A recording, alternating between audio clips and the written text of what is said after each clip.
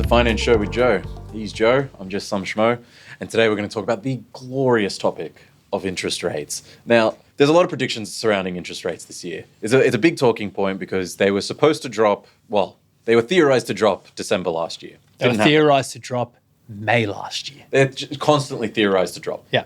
This year, everyone's feeling a little more confident. ANZ are predicting a rate cut in February alongside CBA. Originally, ANZ said it was going to be May. They've changed it now to February. And this is because of better than expected CPI, Consumer Price Index, right? It was 2.3% in November, and that's within the RBA's target band of 2 and 3%. Yeah. So Westpac is still sticking to May. They still don't think it's going to be in February. Here's what I find interesting is how many rate cuts there are this year, or predicted rate cuts this year. ANZ says it's only going to be 2. Both CBA and Westpac say 4. And NAB says 5. Okay, so everyone knows my opinion on interest rates and the effects that they're supposed to have. It depends on how stimulated the government wants the market to be. Now, at the moment, we've got a political government in play that isn't focused on big business, but actually focused on the individual. So we've seen Anthony Albanese come out with some policies in regards to a single tax rate, not a single tax rate, but everybody getting a tax cut. And that was, I believe that came out the 1st of July 2024, and everyone's income went up, except for the people that were earning like over 120,000 or so. What we've seen is they want more people to be able to afford their homes. And to have more people to be able to afford their homes, they need everything to be a level playing field. Yeah. Okay, so they would possibly not want to drop rates too much because they're still allowing in a whole bunch of migration. And when you're allowing more migration, that means you bring more buyers to the market. Because if we let in more wealthy individuals from India, from China, from Arab nations, what they're going to do, they're going to come to Australia, they're going to see property, they're going to see how it grows here, and they're going to go, I should buy a property here. Of course, yeah. So more people enter the market. What they want to do is they want to try and find that sweet spot that will allow enough economic activity where they don't have builders going bankrupt every other week. Yeah. But also not have prices skyrocket. So you mentioned that ANZ, was it, that predicted 2 rate cuts? Yeah, ANZ says just 2. I actually agree with that. You reckon? I agree with ANZ saying that there's going to be 2 rate cuts because what we've seen also is the Reserve Bank of Australia drag their feet whenever it comes to this sort of stuff. They dragged their feet when it came to putting the interest rates up. Originally. To take it down, yeah. And then they dragged it to take it down again. Everyone is expecting, oh, you know what?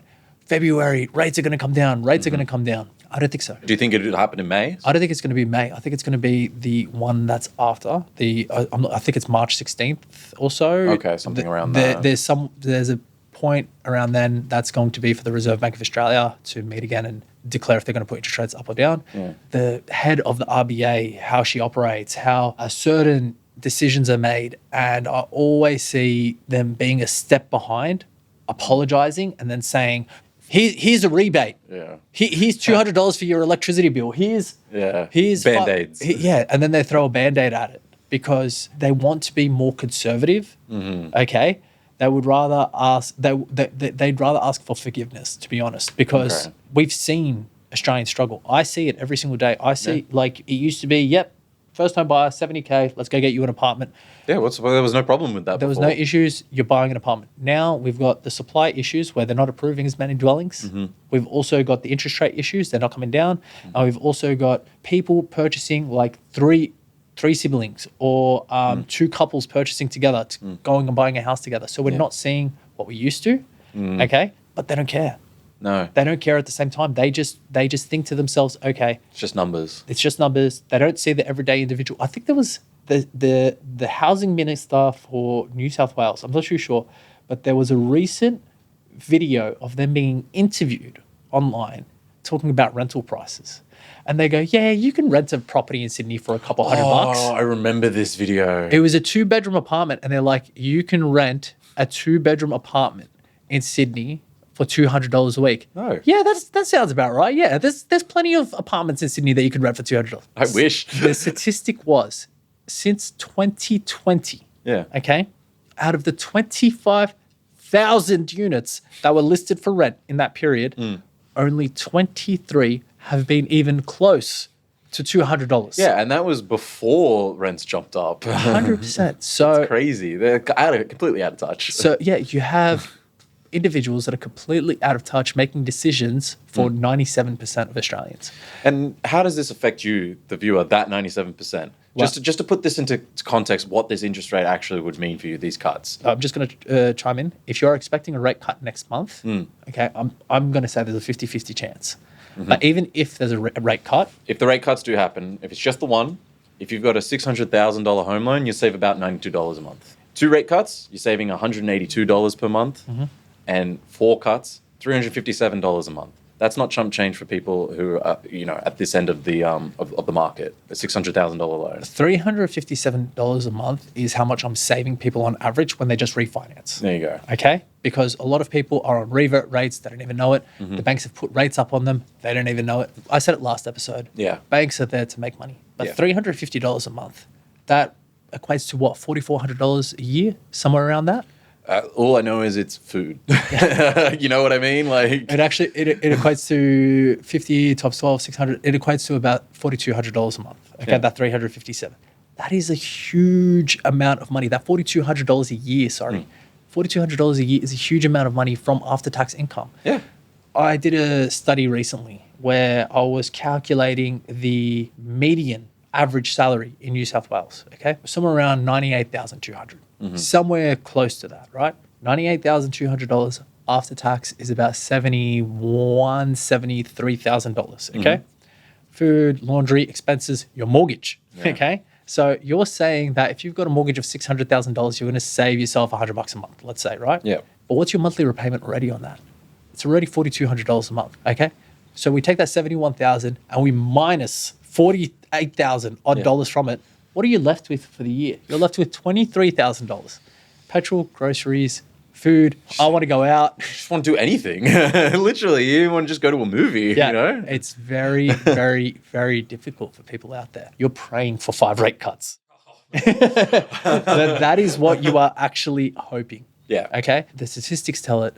People are struggling. Yeah. They need the rate cut to come. But I honestly believe, just from what I've seen and the behaviour of the Reserve Bank of Australia, the behaviour of the housing minister, You just don't feel confident. I'm not confident. Yeah. Okay. They said, oh, we're gonna increase the supply of housing. Where's the increase? Okay. The only place that's increased is Victoria. And guess what's happening in Victoria right now? They've introduced a new land tax, so there's nobody buying property to make money anymore. Yeah, they're buying it to and live, yeah. relocating is not just an easy thing. No, you got to, if you've got family here, like, you got to ditch them. It costs money to get all your stuff there. Finding a new job, Finding a new job. social yeah. circles. Yeah, literally everything. My wife wants us to move. Okay? To Melbourne. No. Oh, just in general. Just in general. Okay. Move from Illawong. I've lived in Illawong all my life. When I get back to Illawong, I feel relaxed. It's home. It's not even home.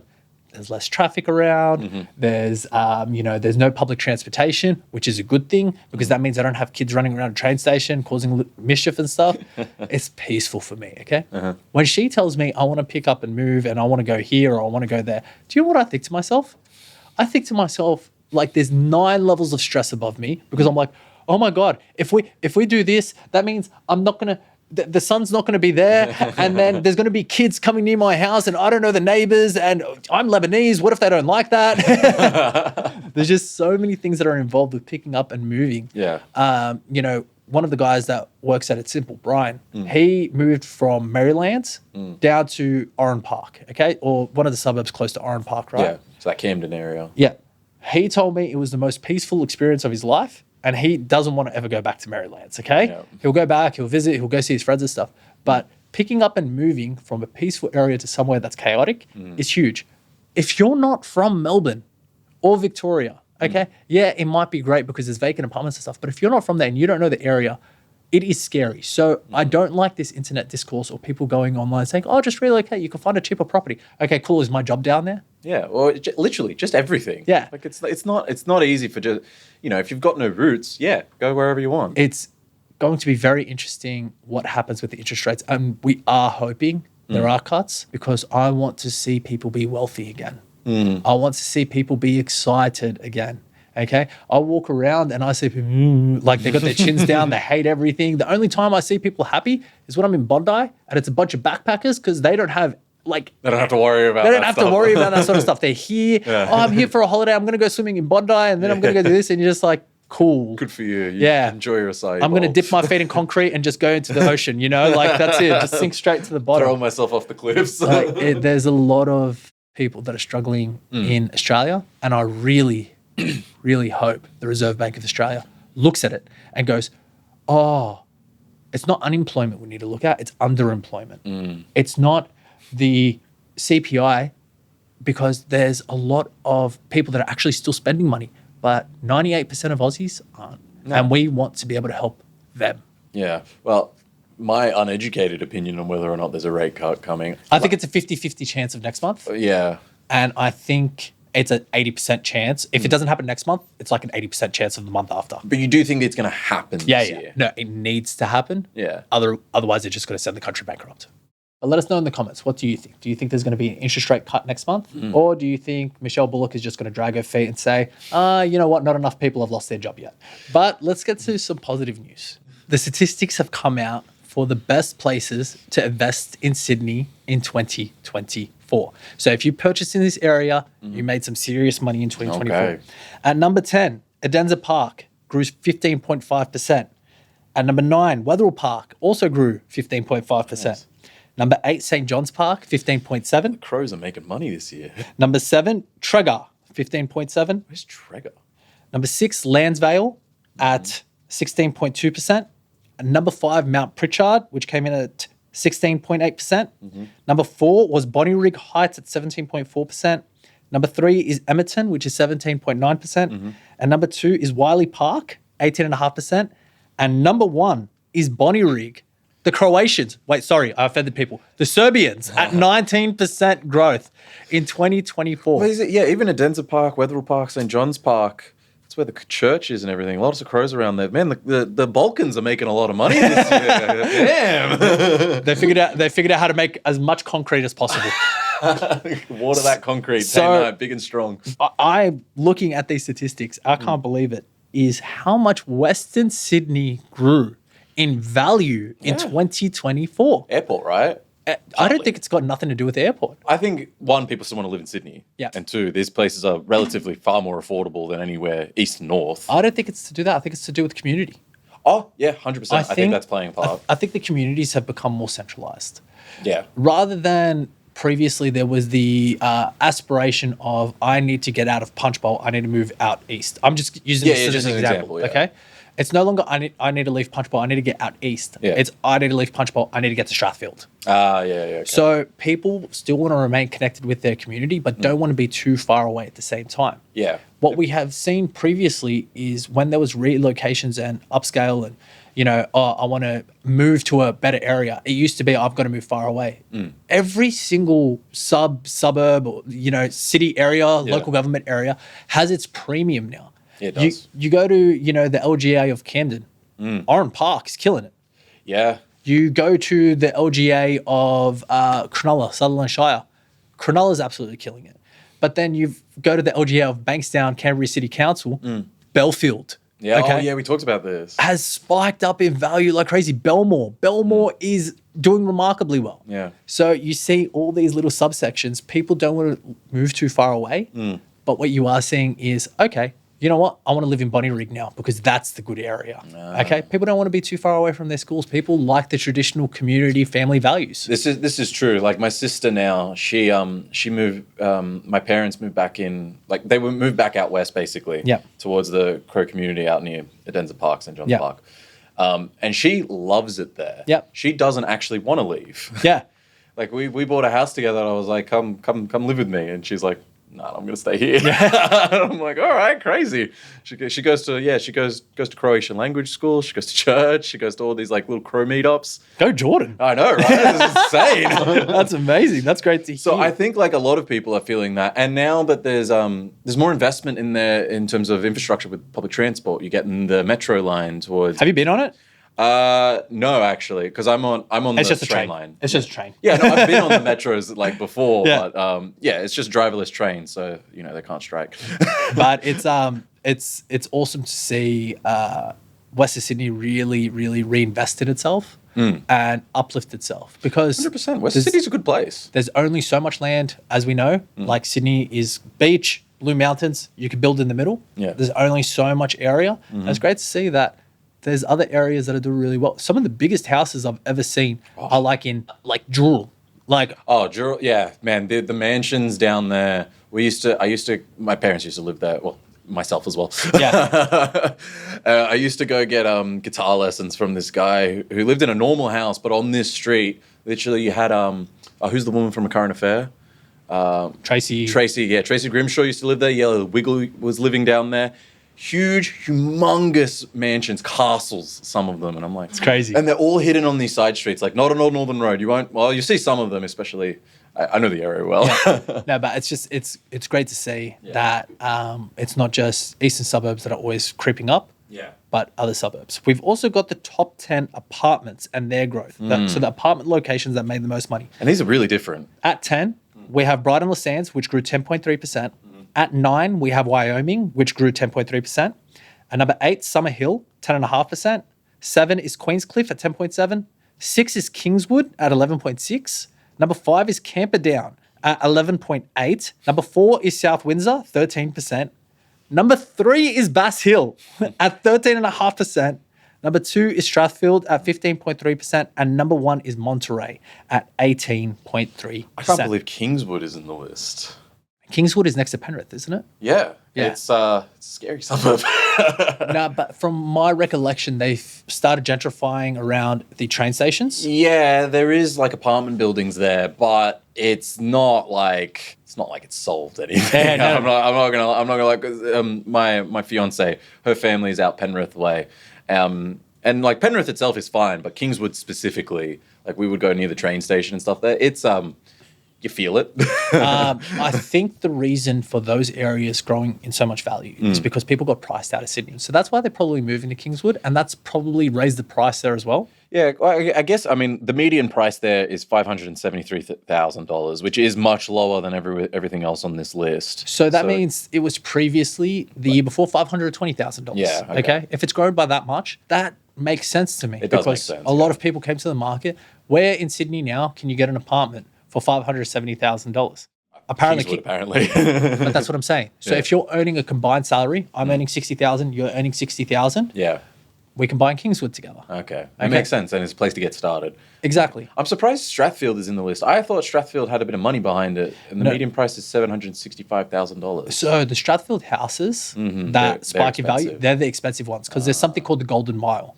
Okay? I've heard of this, yes. So the Golden Mile is you've got one street, I think it's Homebush Road, and then you've got another one, I think it's called the Boulevard, and anything in between there is called the Golden Mile. It's all the substreets in between, right? That's why, like, how close do you live to the Golden Mile? How far away do you live to the Golden Mile? Those are the areas that spike in value in Strathfield, and it's all the houses. Okay. The There's a lot apartments, of apartments there, heaps. And they don't I do- like the buildings there. the apartments there don't do as well, Yeah. but now they're starting to. Oh, okay, Because okay. Strathfield is literally the central hub of Sydney. It's a very convenient location. Extremely. Big train station as well. Exactly. So that train station can take you basically anywhere in Sydney. Literally, yeah. And so what that has allowed is a lot more people to move in. But no more development. So guess what happens? I need to go to Parramatta for work, and I also need to go to the city for work. I'm going to live in Strathfield. I need to go visit my family in the Sutherland Shire, or I need to go to Ryde because I've got work there. Strathfield is the convenient location. This is true. And depending on what side of Parramatta Road you live on, from Strathfield, Yeah. that will depend on how much the property is valued at. That's So the crazy. closer you are to Parramatta Road, the less the value is going to be. Yeah, because Parramatta Road sucks. Yeah, absolutely chaotic. But the closer you are to, I think it's to Hume Highway, the southern side of Strathfield, Okay. it's also cheaper there. So literally in the middle of Strathfield, That's your golden. you're good there, the golden one. But my favorite thing about this statistic was we got Brighton, Les Sands, and Monterey. Okay, so Monterey is number 1, and then Brighton, Les Sands is number 10. 10, yeah. Okay, so everything sandwiched in between. If you know Monterey and Brighton, Les Sands, they're right next to each other. Oh, okay. I think there might be a suburb in between, but they're very, very close. Same general location. Yeah, I think it's Monterey, Ramsgate, and then Brighton, Les Sands right after. Okay. So it's really cool to see that it's not all disconnected. they're actual suburbs that are feeling the trickle down effect. So Monterey, I know the suburb quite well. It's actually nice. Okay, Yeah. it's beautiful. It's on the beach. Yeah. People love going to Monterey. Okay. Don't know of many apartments there, but it's actually a really, really nice location. Nice spot, I'm okay. assuming Monterey spiked in value for downsizers because you're not in Brighton where you get all the hectic, mischievous stuff of the kids. You know, Brighton was our thing back in the day. I don't know if it was yours. No, I was in the hills, so Okay. South Sydney, honestly, mystery to me. Okay, so Brighton was our like it's where everyone used to go run a market and stuff. So Okay, yeah. there's a chance that a lot of people don't want to go there to downsize. But Monterey, 2 suburbs over, same beach, just as beautiful. Okay. Okay, you're in a very convenient location, depending on if you could drive or not. Yeah. And I think that's the reason why it spiked up so much. But it's really cool to see that there's not too much disconnection in this list. Yeah, okay. Now, another list came out this year of where we think, where to invest next. Okay. Now, this is really cool. So there's Fremantle in Perth, Yep. which has a population that has grown by 14%. There's 29% less sales than what they were last year. Yeah. And then there was 77% less buildings to be able to approve, Which means which means a lot more people in the market. They want to buy close to the area. They don't want to leave their parents. supply demand. Then we've got Bayswater in Perth, which is very similar. We've got Joondalup, Mackay in Queensland, and Gladstone in Queensland. Yeah. Regional Queensland and Perth, I don't think this is really a shock to anyone that those places are doing great to invest. New developments, Yeah. new roads. You don't have the, archaic old stuff. It's a lot easier to get in there. When you build a new development and it's a lot of owner-occupied property, you often see a lot of really good people coming in to buy in that location, and it just makes people more comfortable. Yeah, okay. And there's a reason why that people think these are the best places to invest, or the study says that these are the best places to invest, and that's because of restricted supply. Yeah. That's it. It's just literal simple supply and demand, right? It's just it. So what we think is going to happen in 2025, obviously these are based on just a random prediction and stuff. We could see Sydney boom again. We could see Queensland boom again. I personally think Adelaide is about to have their run. Actually, South Australia is in the mix according to the Okay, list. so what do they say? Yeah, Prospect, Walkerville, Mitcham, Port Adelaide East, Teedree Gully, and Onkaparinga. That's a fun name. I just think that Adelaide hasn't had its run compared to WA. No, yeah, surprisingly, because it's convenient for like Melbourneites. I don't know which one that is, because it's not like, obviously it's far, but it's not that far. No, Yeah. it's not. And good wine. They got that lot of churches, right? They do. Yeah. They do. But Pretty churches, I mean. yeah, Like, Adelaide's, I think they're due for their next run. I think that's going to be the boom in 2025. Okay. I think Perth has had its run. We had David on this show. He thinks Perth had its run. So it'll be really interesting. Let us know in the comments. Which suburb or city do you think is about to have its run in 2025? We'd love to hear from you guys as well. Yeah. And lastly, Michael. Lastly, we're going to do our favorite segment, the client profile of the week. Are you ready for this one? Yeah. So, Bill, he's buying his first house. Everything has gone smoothly. Mortgage is in check, money sent. Next comes settlement. The selling agent has told you, the broker, that the bank has given you the payoff, which is way more than expected. As it turns out, the original owner, the seller, has stopped paying the mortgage. This isn't a short sale or a pre-foreclosure situation.